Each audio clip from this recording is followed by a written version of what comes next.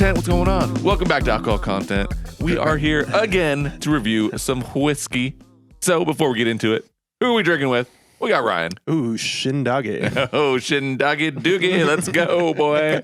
We got Rick. Oh, tip of my hat. And you got me, Austin. And the wag of the finger.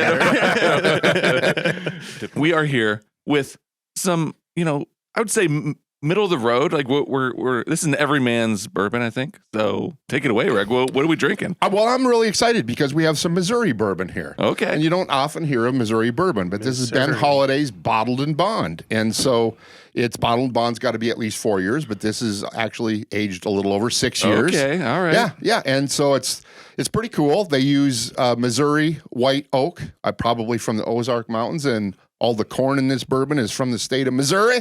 So this is Missouri born and bred. Yeah. Homegrown American bourbon. No, it's Bottled and Bond, so cool. it's a little over 6 years. I think they use number 3 level char. Mash bills undisclosed, although some people think, I have no idea if they're accurate, but I saw like 17% rye, in one of the things I saw, but the distillery itself hasn't published, at least that I could find. So there you go. This cost us about $54. Okay. So $50. Yeah.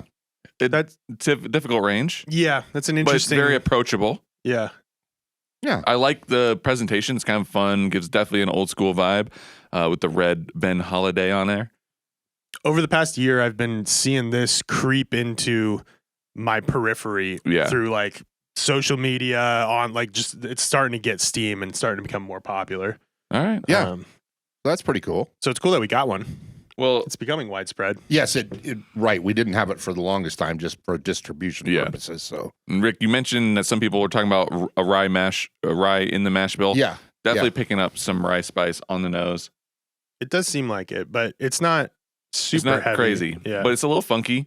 Yeah, there And is a with little some rye notes in there, and then the proof is a nice. It's 100 proof. Obviously, it's Bottled and Bond, but it's not overpowering on the nose. Right. It's sort of weird. I'm getting like a little like apple that you'd pick up off the ground of the apple orchard, along with just a tad of citrus or something on the nose. This actually kind of reminds me of on the nose a little bit like the Four Roses, either the regular or maybe a little bit of the small batch. Huh. Some floral. You're getting a little bit of floral. It's got a lot of subtle notes going on that kind of go together, and so it's pleasant. Underneath It's pleasant. I'm getting a really sweet vanilla. So I have all this spice and funkiness, and then underneath it, it's like a cool vanilla. Huh. Like vanilla bean or fake vanilla or. I would say like baking vanilla. Oh, okay, got it. Yeah. Extract. Yeah. Yeah, I guess I'm getting a hint of that. But for me, the apple, the funky, like not off the tree, but like walking through an orchard and apples that have fallen. And honestly, this is a pretty great nose. I mean, you can't complain about it. No, it's nice. It's nice. It's not assaulting. Yeah. I think anyone's going to enjoy smelling this one. It has sweet notes, but it's not overly sweet on the nose like an E.H. Taylor, at least to me. Mm-hmm.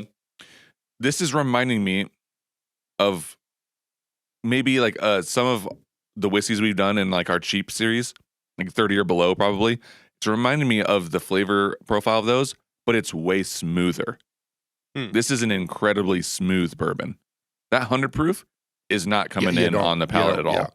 Yeah, you don't notice it. It is just silky smooth sweetness on the tongue.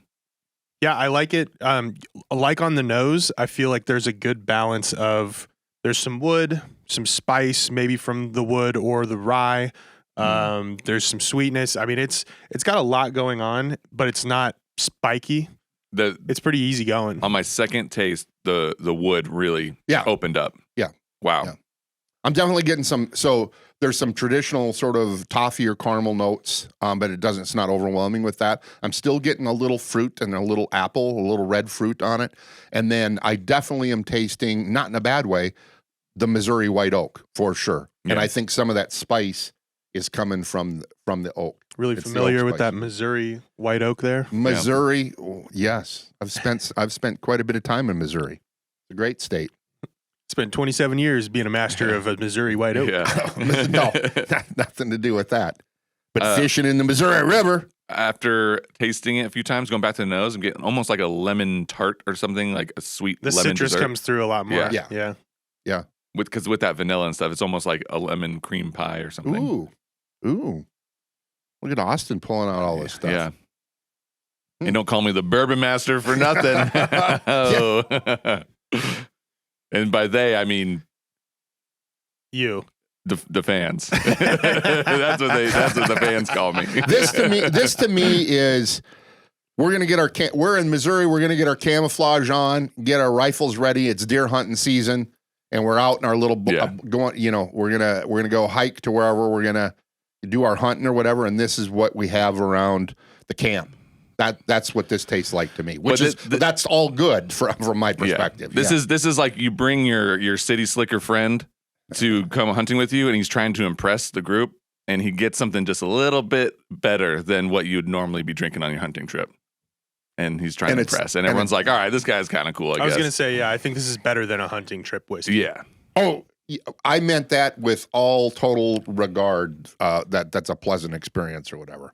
Yes, and somebody would be definitely flexing to bring this on the hunting trip versus. I'm honestly a fan. I would say I think they have a barrel strength. Yes. I think this needs a little bit more proof to really like.